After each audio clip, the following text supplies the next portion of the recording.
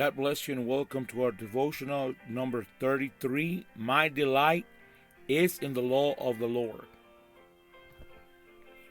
Today we're going to read Psalms 18 verse 7 through 15, Matthew 21 verse 33 to 46, Matthew 22 verse 1 through 14, and Job chapter 25, 26, 27, 28, and 29.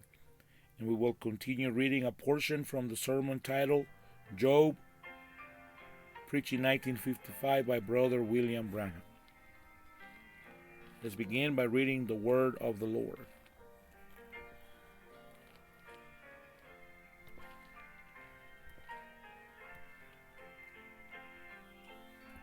Psalms 18 verse 7 through 15. Then the earth shook and trembled. The foundations of the hills also quaked and were shaken, because he was angry. Smoke went up from his nostrils, and devouring fire from his mouth. Coals were kindled by it. He bowed the heavens also, and came down with darkness under his feet. And he rode upon a cherub and flew. He flew upon the wings of the wind. He made darkness his secret place. His canopy around him was dark waters and thick clouds of the skies. From the brightness before him, his thick clouds passed with hailstones and coals of fire. The Lord thundered from heaven, and the Most High uttered his voice. Hailstones and coals of fire. He sent out his arrows and scattered the foe. Lightning in abundance, and he vanquished them. Then the channels of the sea were seen, and the foundations of the world were uncovered. At your rebuke, O Lord, at the blast of the breath of your nostrils. Now let's read Matthew chapter 21, beginning at verse 33. Hear another parable. There was a certain landowner who planted a vineyard and set a hedge around it, dug a winepress in it, and built a tower. And he leased it to the vine dressers and went into a far country. Now when vintage time drew near, he sent his servants to the vine dresser, that they might receive its fruit. And the vine dresser took his servants, beat one, killed one, and stoned another. Again he sent other servants, more than the first, and they did likewise to them. Then last of all he sent his son to them, saying, They will respect my son. But when the vine dressers saw the son, they said among themselves, This is the heir. Come, let us kill him and seize his inheritance. So they took him and cast him out of the vineyard and killed him. Therefore, when the owner of the vineyard comes, what will he do to those vine dressers? They said to him, He will destroy those wicked men miserably, and lease his vineyard to other vine dressers, who will render to him the fruits of their seasons. Jesus said to them, Have you never read in the scriptures? The stones which the builders rejected has become the chief cornerstone. This was the Lord's doing, and it is marvelous in our eyes. Therefore I say to you, the kingdom of heaven will be taken from you and given to a nation bearing the fruits of it. And whoever falls on this stone will be broken, but on whomever it falls, it will grind him to powder. Now when the chief priests and the Pharisees heard these parables, they perceived that he was speaking of them. But when they sought to lay hands on him, they feared the multitudes, because they took him for a prophet. Matthew 22 verse 1 through 14. And Jesus answered and spoke to them again by parables and said, The kingdom of heaven is like a certain king who arranged a marriage for his son, and sent out his servants, to call those who were invited to the wedding, and they were not willing to come. Again he sent out other servants, saying, Tell those who are invited, See, I have prepared my dinner, my oxen and fatted cattle are killed, and all things are ready. Come to the wedding. But they made light of it and went their ways, one to his own farm, another to his business, and the rest seized his servants, treated them spitefully, and killed them. But when the king heard about it, he was furious, and he sent out his armies, destroyed those murderers, and burned up their city. Then he said to his servants, The wedding is ready, but those who were invited were not worthy. Therefore go into the highways, and as many as you find invite to the wedding. So those servants went out into the highways, and gathered together all whom they found, both bad and good, and the wedding hall was filled with guests. But when the king came in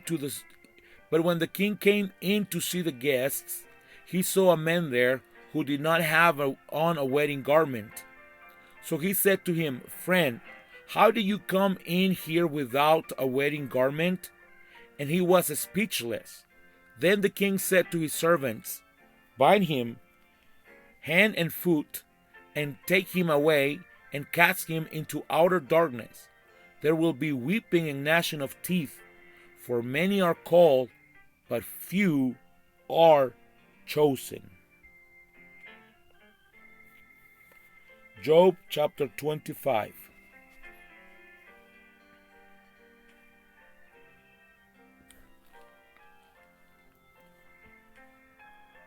Bildad, how can men be righteous? Then Bildad the Shuhite answered and said, Dominion and fear belong to him. He makes peace in high places. Is there any number to his armies? Upon whom does his light not rise? Upon whom does his light not rise? How then can men be righteous before God? Or how can he be pure who is born of a woman? If even the moon does not shine, and the stars are not pure in his sight, how much less man, who is a maggot, and a son of man, who is a worm? Chapter 26.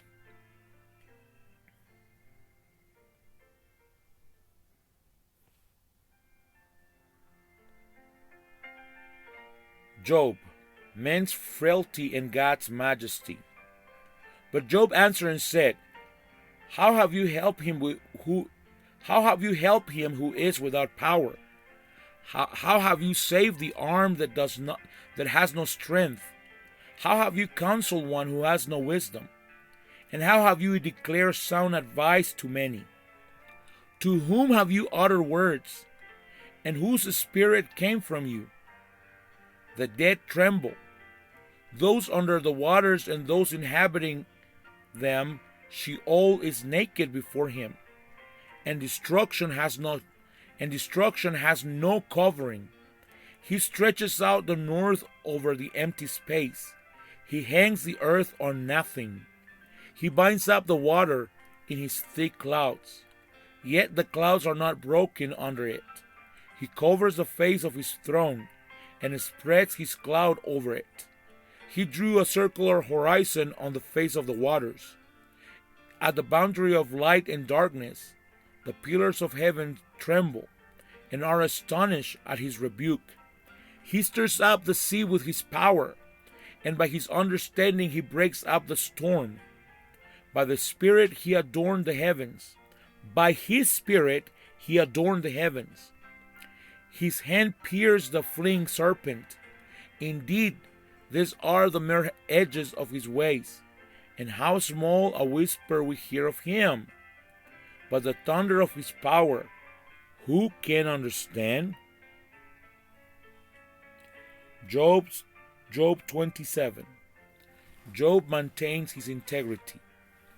Moreover, Job continued his discourse and said, As God lives, who has taken away my justice, and the Almighty who has made my soul bitter, as long as my breath is in me, and the breath of God in my nostrils, my lips will not speak wickedness, nor my tongue utter deceit.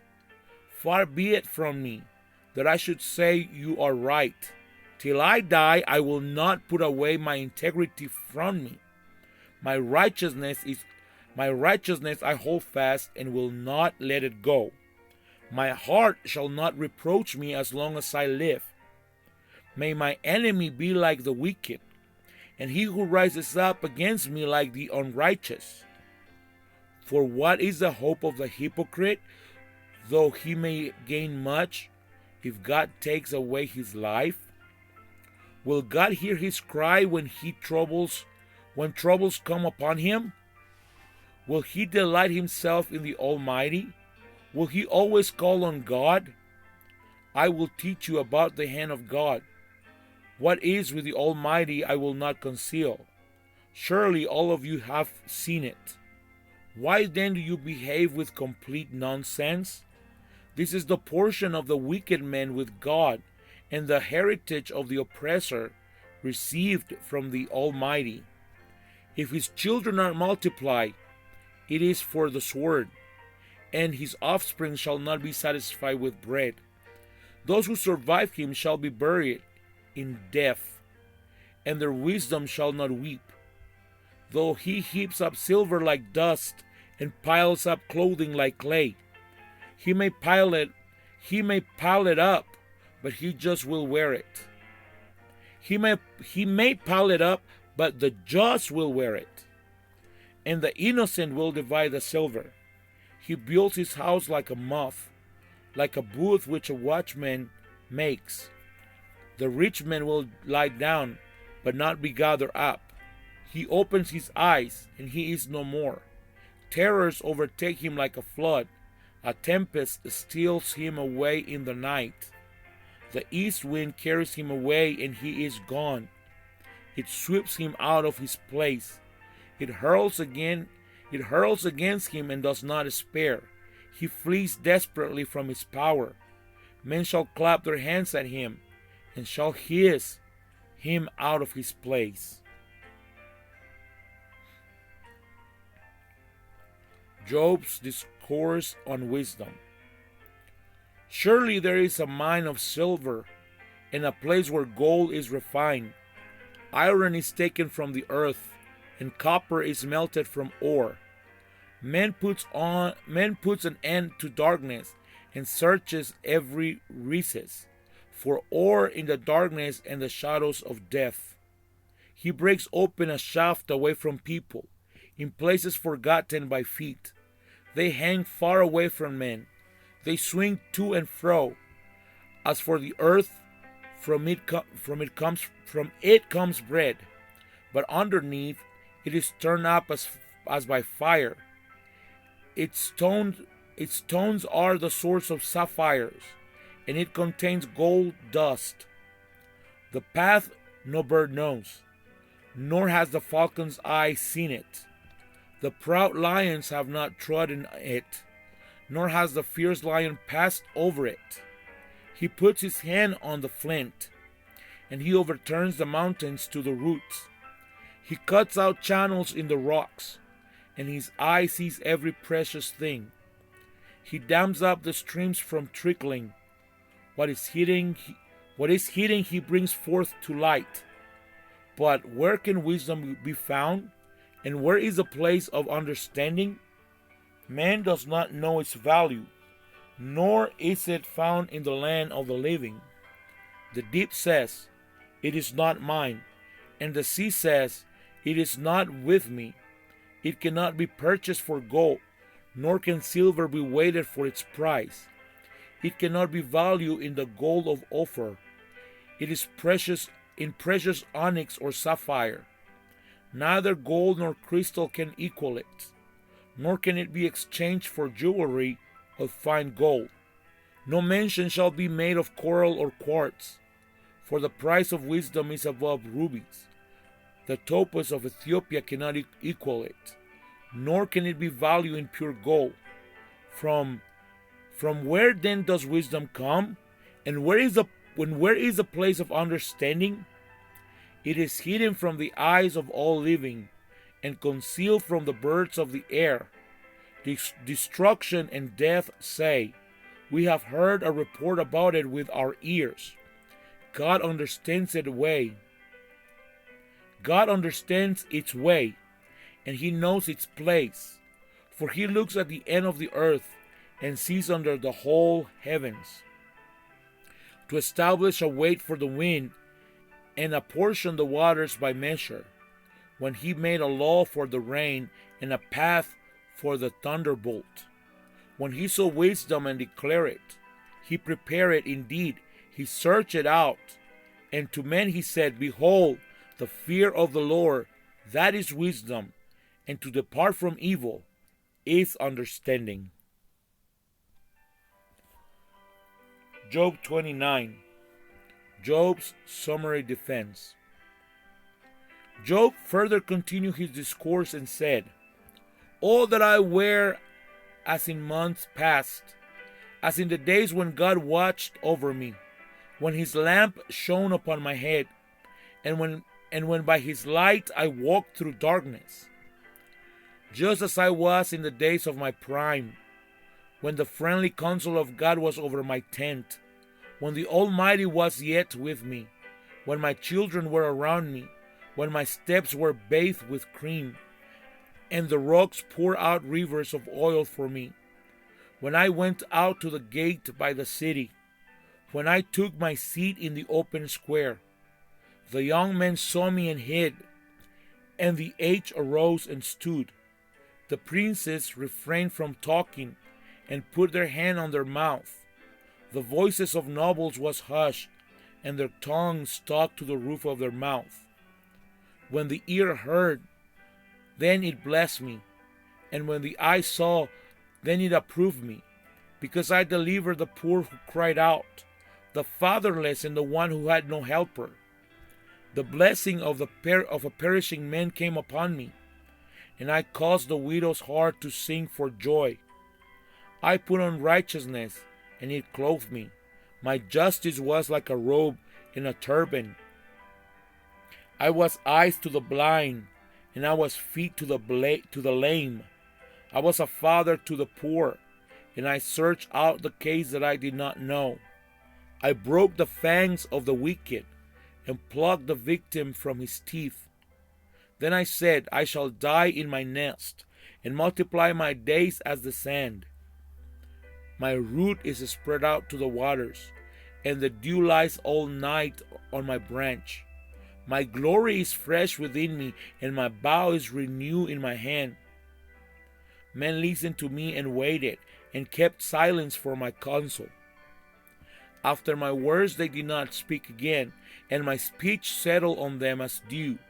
They waited for me as for the rain, and they opened their mouth wide as for the spring rain. If I mocked at them, they did not believe it, and the light of my countenance they did not cast down. I chose a way for them, and sat as a chief. So I dwelt as a king in the army, as one who comforts the mourners.